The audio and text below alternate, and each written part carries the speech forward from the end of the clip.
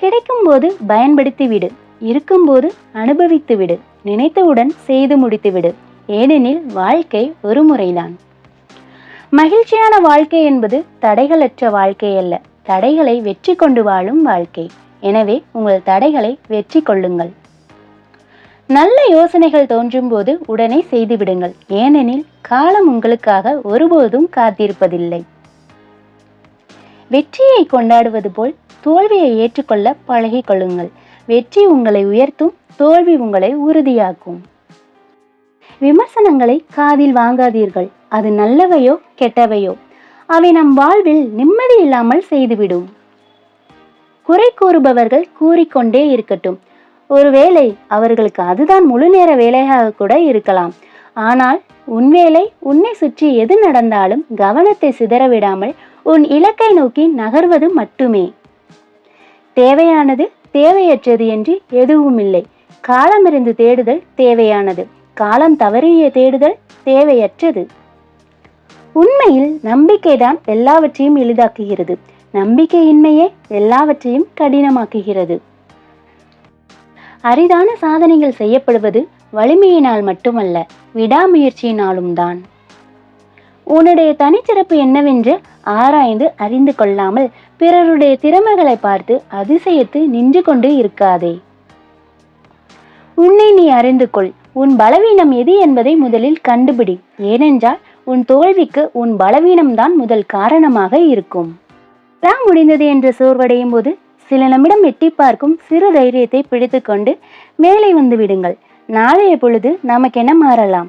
நம்பிக்கையோடு இருங்கள். நேரங்கள் வாய்ப்புகளை உருவாக்குவது இல்லை, முயற்சிதான் வாய்ப்புகளை உருவாக்கும். நேரத்திற்காக காத்திருக்காமல் முயற்சியோடு முன்னேறி செல்லுங்கள். நம் அனைவரிடமும் எதிர்நீச்சல் கட்டாயமானது, நம் எதிர்காலத்தை கட்டமைக்க. சுய ஒழுங்கு இல்லாத ஒருவர் நல்ல பின்புலத்தையும் கல்வியையும் வாய்ப்புகளையும் பெற்றிருந்தாலும் சராசரிக்கும் மேலே உயர்வது அவருக்கு சாத்தியமற்றதாக போகும்.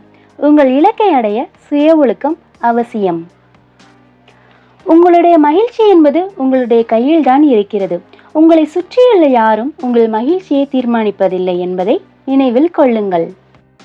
ஒருவனுக்கு நண்பனும் எதிரியும் வெளியே இல்லை. அவனுக்குள் இருக்கும் நல்ல எண்ணங்களே அவனது சிறந்த நண்பனாகவும் தீய எண்ணங்களே அவனது மோசமான எதிரியாகவும் இருக்கின்றன.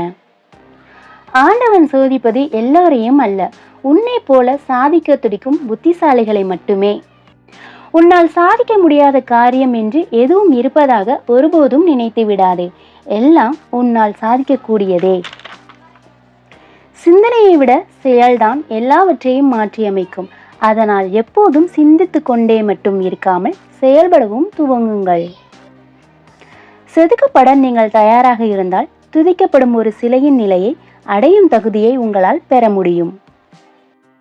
பிரச்சனையை பற்றியே சிந்தித்து கொண்டிருக்காமல் அதை எதிர்கொள்வது எப்படி என்று நீங்கள் யோசிக்க ஆரம்பித்தாலே போதும். குழப்ப நிலையில் இருந்து நீங்கள் எளிதாக வெளியில் வந்துவிடலாம். வீட்டுடன் ஒப்பிடும்போது கதவு மிகவும் சிறியது, கதவுடன் ஒப்பிடும்போது அதன் பூட்டு மிகவும் சிறியது.